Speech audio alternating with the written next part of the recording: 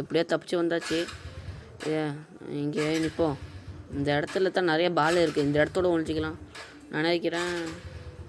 ஆளை காணுமே. மேலே போய் பேய் போகுது. பேய் மேலே தான் பேய் போகுது. அது பேய் இல்லை, அதுவும் ஒரு நம்ம வந்துட்டு ப்ராப்ஸ்னால் ஒழிஞ்சிருக்காங்க. ஹண்டர்ஸ்னால் நம்மளை ஒழிஞ்சிக்கிறவனை கண்டுபிடிச்சி சுட்டு தள்ளணும். இந்த போகிறான் பாருங்கள், கீழே குடிச்சிட்டான். கீழே அவன் பின்னாடியே போகலாம். விட்டுருப்பா. முடிஞ்சா பிடிச்சிக்க.